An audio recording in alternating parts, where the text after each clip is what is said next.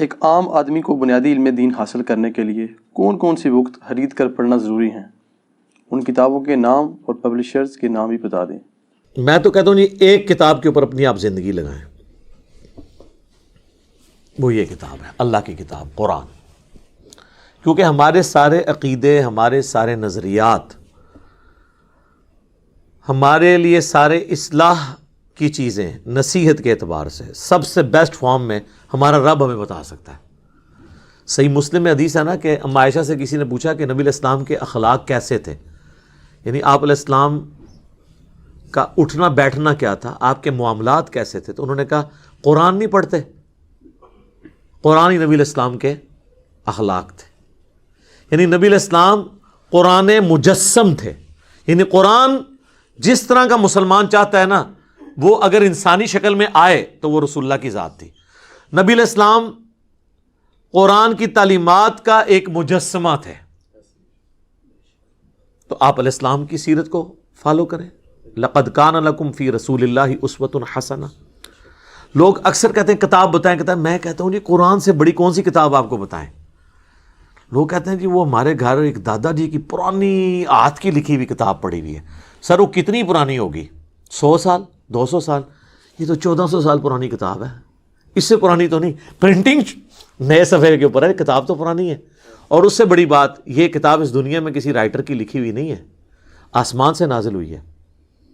Writer نے تو اسے صرف ایک الفاظ کی شکل دی ہے، نازل تو آسمانوں سے ہوئی ہے اللہ کے پیغمبر کے اوپر صلی اللہ علیہ وآلہ وسلم۔ تو قرآن اگر کسی نے اپنی زندگی میں نہیں پڑھا ترجمے سے، اس سے وہ مقصد حاصل نہیں کیا جس مقصد کے لیے نازل ہوئی یہ کتاب، جو سورہ صاد میں ہے کہ ہم نے قرآن اس لیے نازل کیا تاکہ اس کی آیات میں لوگ تدبر کریں اور نصیحت حاصل کرنے والے اس سے نصیحت حاصل کریں۔ قرآن میں کہیں نہیں لکھا ہوا کہ قرآن اس لیے نازل کیا کہ اپنے بچوں کو حافظ بنوائیں بغیر ترجمے والا، اور اس سے اپنے مردے بخشوائیں اور اپنے گھر والوں میں اتنے بندے جنت میں لے جائیں، یا اتنا ثواب کمائیں۔ نہیں، ثواب ہوگا لیکن اس کا پرائمری مقصد نہیں ہے۔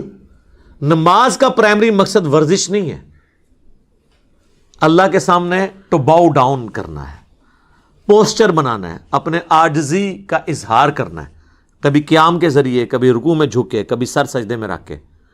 ورزش آٹومیٹکلی ہو رہی ہے۔ لیکن اگر کوئی نماز کے فضائل سنائیے کہ جی ورزش بڑی اچھی ہوتی ہے جی، صحت اچھی رہتی ہے جی، تو مولویوں کو غصہ نہیں چڑھے گا؟ کہیں گے یار ٹھیک ہے ہوتی ہے لیکن یہ کیا تو مولوی بھی تو یہی لکیر پیٹتے ہیں کہ جی بڑی نیکیاں لبدیاں ہیں، قرآن پڑھو، ہمیں بغیر سمجھ کے بھی پڑھو۔ ٹھیک ہے ملتی ہیں، لیکن مقصد کیا یہ تھا؟ نہیں تھا۔ قرآن کے اوپر اپنی زندگی لگائیں۔ قرآن آپ کے پاس ہونا ضروری ہے، اس کا ترجمہ کور کریں، لفظی ترجمہ بھی، با محاورہ ترجمہ بھی، اور سارے مکاتب فکر کا، تاکہ آپ کا یہ کیڑا نکل جائے کہ لوگوں نے ترجمے بدل دیے ہیں۔ آپ کمپیئر کر لیں، میرے تو ایک یوٹیوب پہ ڈیٹیل ویڈیو ہے قرآن کے 8 تراجم، اس میں میں نے سیمپل کے طور پہ کئی ایک آیات لی ہیں اور 8 ترجموں سے وہ فزیکلی کیمرے میں دکھایا کہ دیکھو یہ بریلویوں نے یہ ترجمہ کیا، دیوبند نے یہ کیا، اہل حدیث نے یہ کیا، شیعہ نے یہ کیا، بتاؤ اس کے مفہوم میں کوئی فرق ہے؟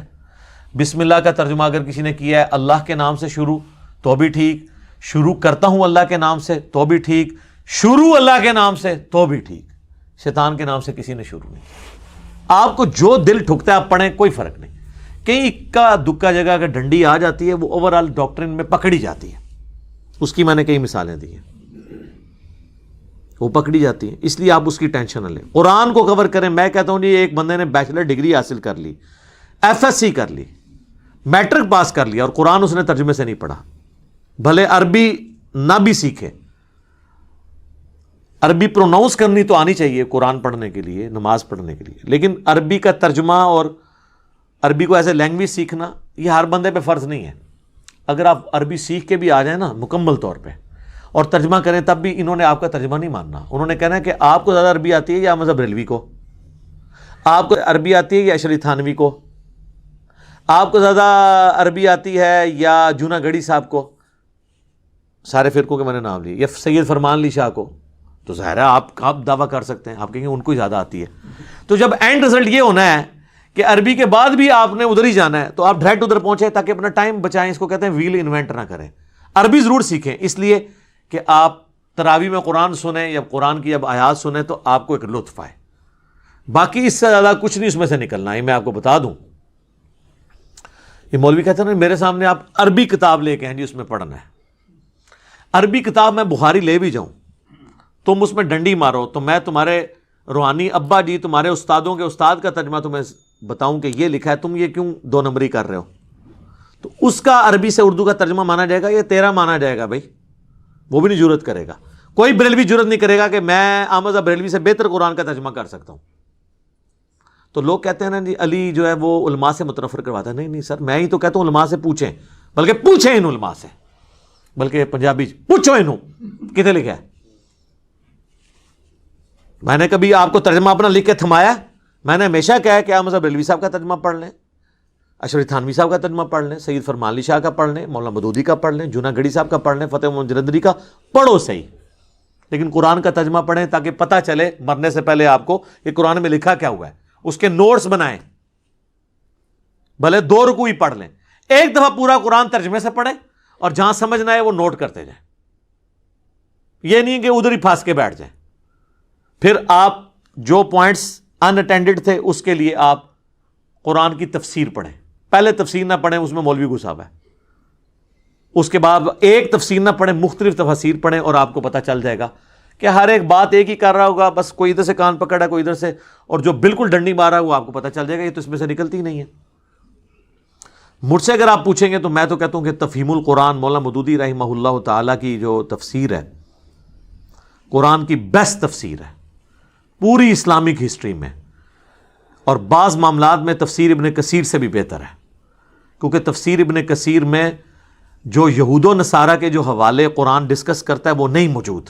مودودی صاحب نے محنت کر کے تورات اور انجیل سے وہ حوالے بھی تلاش کیے ہیں، اور اس لیول تک میں آپ کو سامپل کے طور پہ کہتا ہوں کہ آپ دنیا کے کسی مفسر کی سورہ یوسف کی تفسیر پڑھ لیں اور اینڈ پہ تفہیم القرآن میں سورہ یوسف کی تفسیر پڑھیں. بیان القرآن میں ڈاکٹر اسرار صاحب نے ویڈیو میں ریکارڈ کروایا کہ میں قرآن کی طرف آیا ہی ہوں صرف سورہ یوسف کی تفسیر پڑھ کے. مولانا مودودی کی، میں میٹرک کا اسٹوڈنٹ تھا ان دنوں، جو جماعت اسلامی کا رسالہ ترجمان القرآن نکلتا تھا، اب ان کا وہ مکتبہ ہے ترجمان القرآن، اس میں مودودی صاحب کی تفسیر تفہیم القرآن ابھی مکمل بنی نہیں تھی، وہ ساتھ ساتھ لکھ رہے تھے تو وہ مہینے میں پرنٹ ہو کے آتی تھی، اور میں اور میرا بھائی جو ہیں وہ بیٹھ کے نا اس کا آپس میں دورہ کرتے تھے. بلکہ وہ تو کہہ رہے تھے اس وقت ہم نے مورچے کھودے ہوئے تھے اپنے لوگوں کی حفاظت کے لیے، کیونکہ پارٹیشن کا وقت تھا، تو مورچوں میں بیٹھ کے ہم وہ رسالہ پڑھتے تھے، اور اس کی وجہ سے میرا قرآن کی طرف شغف ہوا. ڈاکٹر اسرار صاحب کرامت ہے مودودی صاحب کی، اس رسالے میں صرف سورہ یوسف کی تفسیر کی. سر سورہ یوسف کی تفسیر پڑھیں. سورہ یوسف میں حضرت یوسف علیہ السلام کی بایوگرافی جو آئی ہے یہ یونیک صورت ہے. یہی بایوگرافی آپ کو تورات میں بھی ملے گی، لیکن کئی جگہ واقعات مختلف ہوں گے. مولانا مودودی ان دونوں کو کمپیئر کرتے ہیں اور ثابت کرتے ہیں کہ یہ قرآن کا واقعہ درست ہے، تورات والا واقعہ اس لاجک کے اوپر غلط ماننا پڑے گا، وہ آپس میں کنٹراڈکٹ کرتا ہے. یہ وہ کمپیریزن کرواتے ہیں، جہاں سٹیٹمنٹ ملتی ہے اس کے اوپر ڈسکشن کرتے ہیں. پھر قرآن جب بات کرتا ہے نا تورات اور انجیل کے حوالوں کی کہ تورات لے کے آؤ، اس میں دیکھو یہ ہے، تمہاری کتاب میں یہ لکھا ہے، تو ابن کثیر تو ہمیں نہیں بتاتے کہ وہ کہاں لکھا ہوا ہے، لیکن مودودی صاحب وہ سارے حوالے لے کے آتے ہیں. اور یہ بھی اپنا کیڑا نکال دیں کہ مودودی صاحب نے اپنی رائے سے تفسیر کی ہے، نہیں، وہ درجنوں احادیث کے حوالے دیتے ہیں، ابو داؤد، ترمذی، نسائی، ابن ماجہ، اور مشکات شریف چونکہ وہ بہت پروموٹ کرتے تھے اپنے زمانے میں بھی. مشکات جس نے پڑھی ہوئی ہے اس کو تو آلموسٹ ہر مسئلے کے اوپر احادیث پتہ چل جاتی ہیں، وہ باقاعدہ کوٹ کرتے ہیں کہ جی یہ اس کانٹیکسٹ میں یہ حدیثیں ہیں، باقاعدہ وہ بحث میں لے کے آتے ہیں، حدیثیں بھی وہ کوٹ کرتے ہیں، ائمہ کے اقوال بھی کوٹ کرتے ہیں اختلاف میں. وہ بعض علماء نے کہا جی وہ اینڈ پہ جا کے کہتے ہیں میں یہ کہتا ہوں، تو مودودی صاحب نے تفسیر اپنی رائے سے کی. نہیں نہیں نہیں نہیں سر، ایسا نہیں ہے. وہ قرآن سے تفسیر کرتے ہیں قرآن کی، اس کے بعد احادیث سے کرتے ہیں، وہاں بھی رضال نہ ہو پھر ائمہ کے اقوال لے کے آتے ہیں، اور اقوال میں بھی جو اختلاف ہوتا ہے تو اینڈ پہ جا کے وہ کہتے ہیں کہ میں یہ کہتا ہوں کہ فلاں امام نے جو بات سمجھی ہے وہ قرآن و سنت کے سب سے زیادہ قریب ہے. تو وہ اپنی بات کر رہے ہوتے ہیں. مجھے پورے تفہیم القرآن میں بتائیں کہ کسی ایک جگہ انہوں نے کہا ہو کہ یہ قرآن میں اور احادیث میں اور ائمہ کے سارے اقوال غلط ہیں، مجھے آج سمجھ آیا اس کی تفسیر ہی ہے، کوئی ایک والا بتائیں تو نہیں ہے. تو یہ تو آپ سارے کر رہے ہوتے ہیں. بریلویوں نے احمد بریلوی کی توجیحات مانی ہے نا، باقی سب کا تو انکار کر دیا ہے. تو ہم یہ کہیں گے کہ بریلویوں نے خود ساختہ کی ہے؟ نہیں، وہ کہیں گے میں نے احمد بریلوی پہ رلائے کی ہے. تو مودودی صاحب بھی اگر کسی مسئلے میں کہتے ہیں یہاں پہ شوافے درست ہیں، یہاں پہ حنابلہ درست ہیں، یہاں پہ حنفی درست ہیں، یہاں پہ مالکیہ درست ہیں میرے نزدیک، تو وہ اپنے نزدیک کا مطلب یہ نہیں کہہ رہے ہوتے کہ میری یہ رائے، وہ کہتے ہیں میرے نزدیک میں نے جب کمپیئر کیا تو اس کی رائے زیادہ بہتر ہے. وہ کہتے ہیں نہیں، مودودی صاحب کون ہوتے ہیں ڈیسائیڈ کرنے والے کس کی رائے بہتر ہے؟ تو سر آپ نے بھی تو ڈیسائیڈ کیا ہوا ہے، آپ نے فقہ حنفی کیوں اڈاپٹ کیا ہوا ہے؟ ہر حنفی نے. آپ کے نزدیک فقہ حنفی کی رائے امام مالک، شافعی، احمد بن حنبل سے بہتر ہے. تو جب آپ ڈیسائیڈ کر رہے ہیں تو مودودی صاحب نہیں ڈیسائیڈ کر سکتے؟ انہوں نے کوئی نیا نظریہ پیش نہیں کیا. تو تفہیم القرآن ضرور پڑھیں، ہماری ویب سائٹ کے اوپر اس کی سافٹ کاپی ہے، وہ ڈاؤن لوڈ کریں. تو آپ کو جدید سائنٹیفک جو اعتراضات ہیں وہ بھی اس میں کور ہوئے ہوئے ہیں، اور پرانے جو اختلافات ہیں وہ بھی کور ہوئے ہیں، اور بعض تو اتنے مشکل تفسیر کے ایشوز تھے جو مودودی صاحب نے ہی ریزالو کیے ہیں. مثلا یہ جو حضرت خضر اور موسیٰ علیہ السلام کا واقعہ ہے، یہ آپ ذرا تفسیر پڑھیں ان کی. تخت بلقیس والا واقعہ، اس کی تفسیر ذرا مودودی صاحب کی پڑھیں.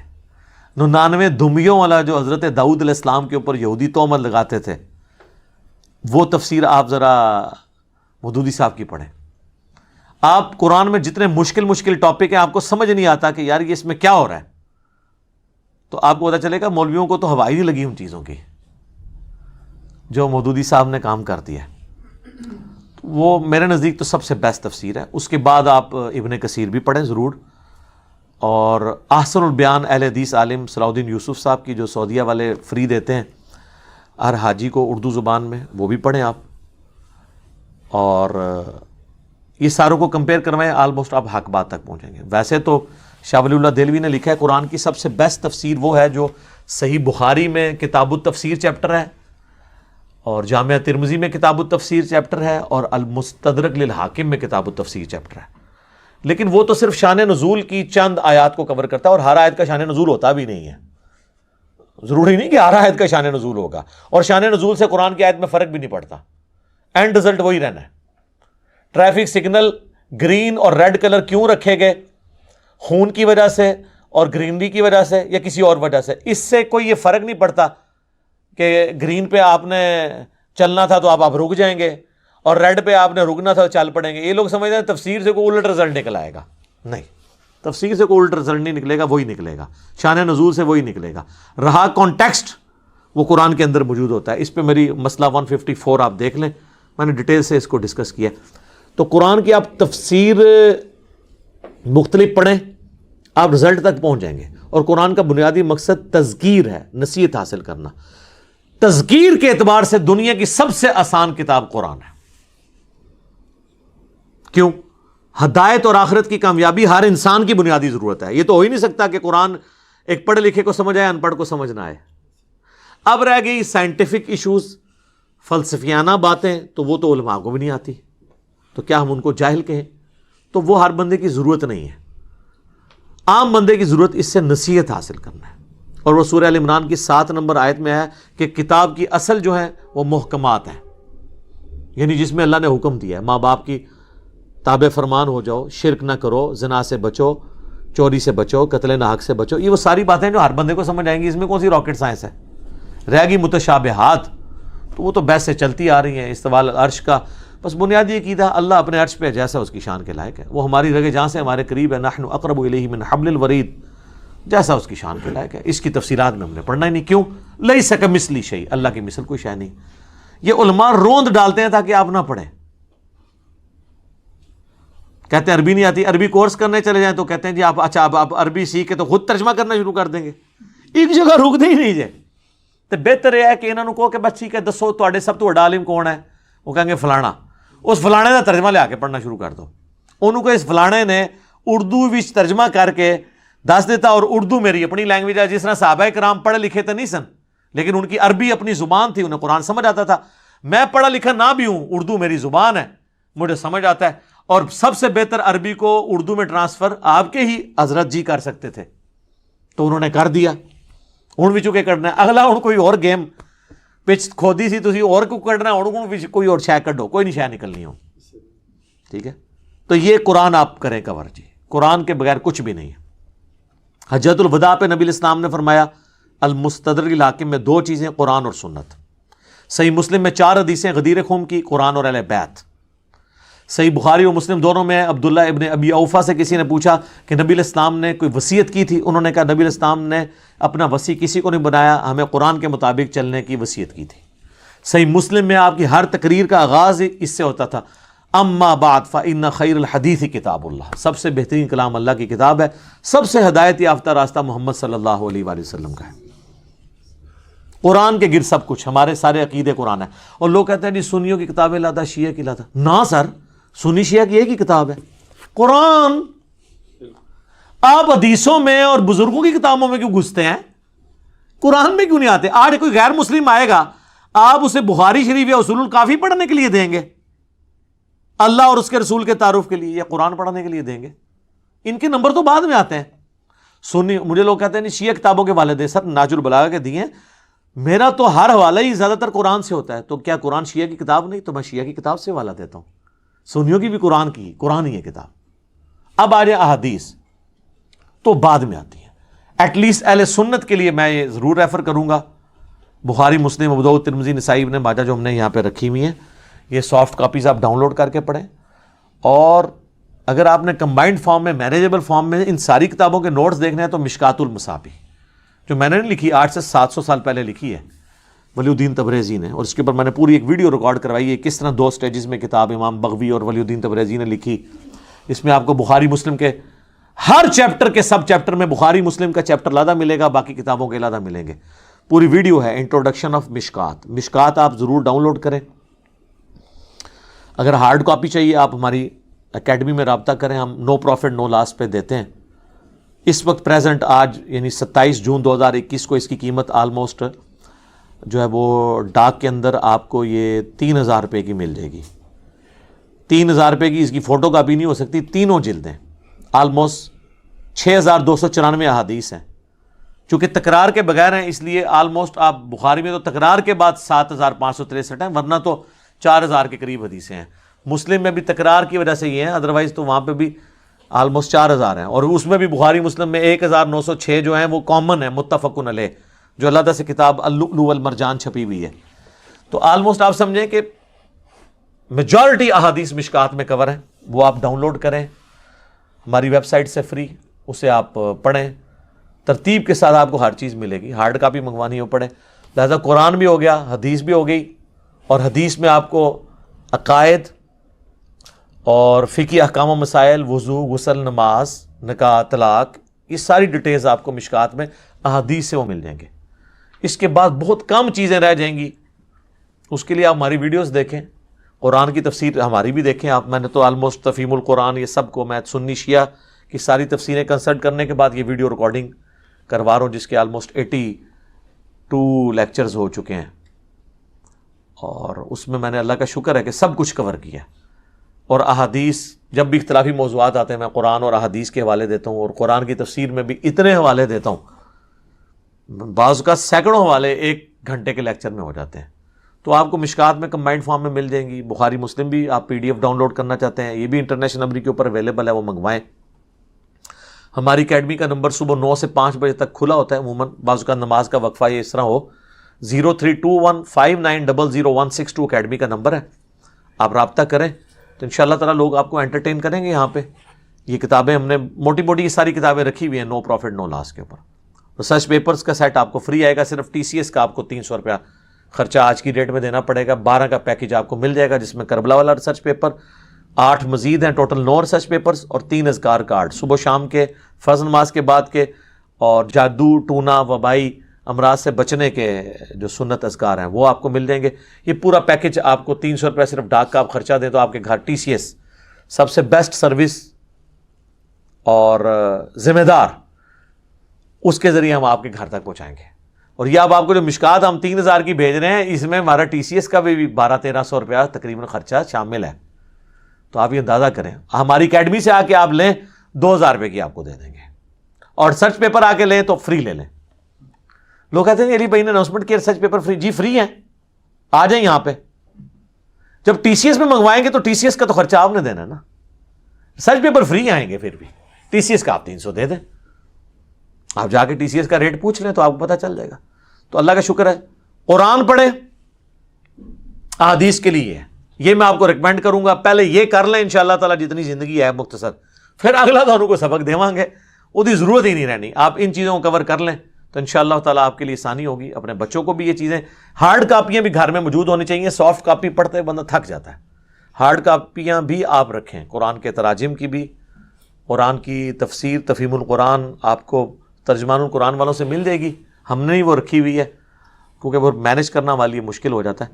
تو بہرحال آپ ان سے رابطہ کریں. آپ کو انشاءاللہ تعالی جماعت اسلامی کا کہیں بھی پاکستان میں کوئی دفتر موجود ہے, ان کے تھرو آپ منگوا سکتے ہیں, وہ آپ کو خود دے دیں گے. تو انشاءاللہ تعالی یہ وہ ساری چیزیں.